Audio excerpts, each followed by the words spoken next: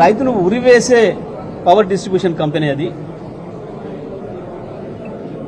రైతులకు ఇచ్చే ఉచిత విద్యుత్తును లేకుండా చేసి రైతును చీకట్లకు నెట్టడానికి ఏర్పాటు చేస్తున్న డిస్ట్రిబ్యూషన్ కంపెనీ కొత్తది. ఇది రైతాంగం అందరూ కూడా దీని విషయంలో అప్రమత్తం కావాల్సిన అవసరం ఉంది. వాస్తవానికి గత 5 సంవత్సరాలు కేసీఆర్ గారి నాయకత్వంలో నిరాఘాటంగా 24 గంటలు రైతులకు కూడా నాణ్యమైన విద్యుత్తును సరఫరా చేసినాం, మిగతా అన్ని రంగాల వినియోగదారులతో పాటు. జూన్ 2014న రాష్ట్ర ప్రభుత్వం కేసీఆర్ చేతిలోకి వస్తే తెలంగాణలో కేవలం నవంబర్ నాటికే గృహ వినియోగదారులకు కావచ్చు, వాణిజ్య వినియోగదారులకు కావచ్చు, పారిశ్రామిక వినియోగదారులకు కావచ్చు 24 గంటల విద్యుత్తును ఇచ్చే కార్యక్రమాన్ని ప్రారంభం చేసిండ్రు.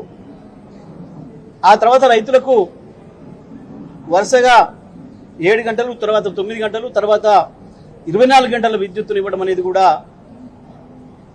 2017లోనే ప్రారంభం చేసినాం.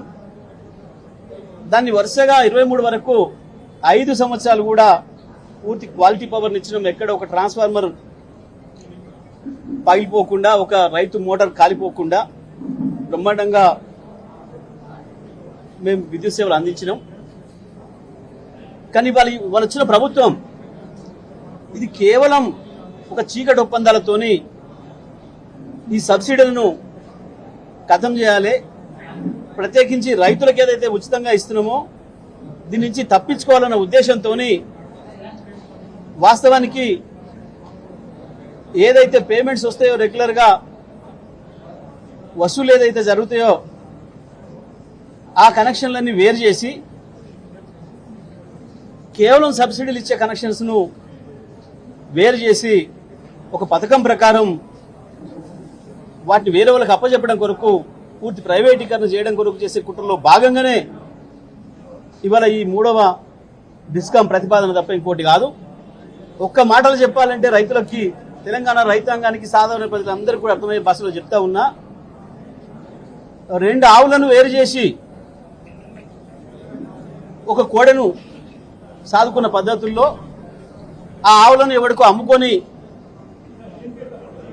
ఈ ఉత్త కోడను బర్లను తీసేసి దున్నపోతును పెట్టుకున్న పద్ధతుల్లో ఈ ప్రయత్నం. ఆ తర్వాత ఈ దున్నపోతు కూడా పనిచేయదురా, ఇది ఎందుకు అనవసరంగా, ఇది ఒకటే ఉంది, దీన్ని కూడా కోతకిద్దామని చెప్పి చేసే ఆలోచన తప్ప ఇది ఇంకొకటి కాదు. రైతాంగం అందరూ కూడా దయచేసి అర్థం చేసుకోవాలి. దీని మీద పెద్ద ఎత్తున యుద్ధానికి సిద్ధం కావాలి తప్ప రైతాంగం మీరు ఊరుకొని కూర్చుంటే మాత్రం మార్గం లేదు. ఈ ప్రభుత్వం ఇదే పద్ధతిలో దుర్మార్గంగా ముందుకు పోతుంది.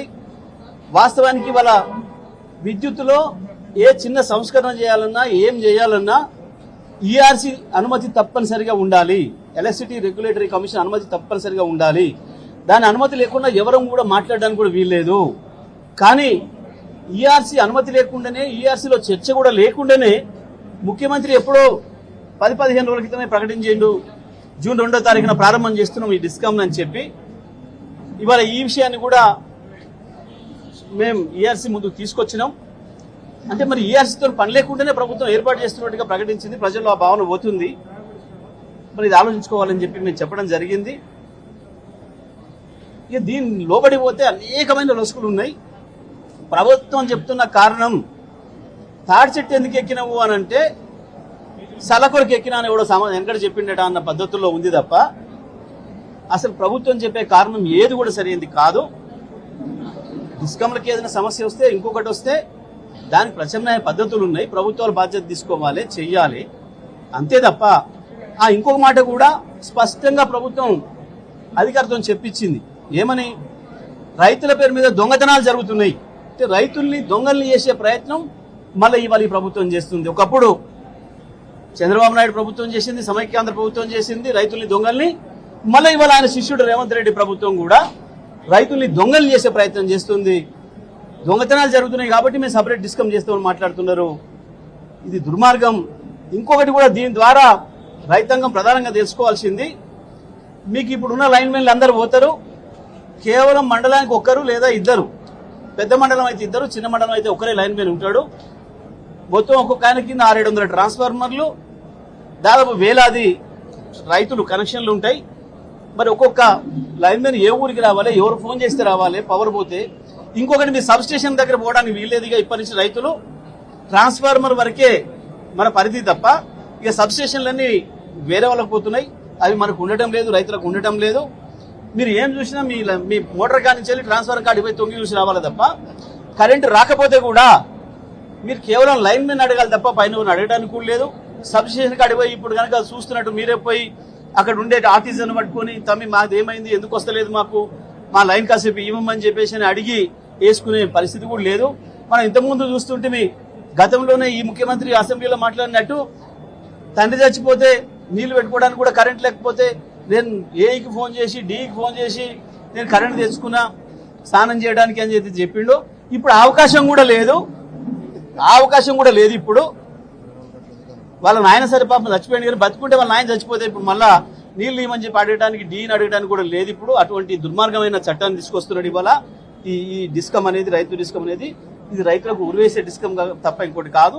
మేము దీన్ని తీవ్రంగా వ్యతిరేకిస్తున్నాం. బీఆర్ఎస్ పార్టీ నుంచి కేసీఆర్ గారి ఆదేశాల మేరకు మేము ఇవాళ దీన్ని రాతపూర్వకంగా కూడా మేము వారికి సబ్మిట్ చేయడం జరిగింది.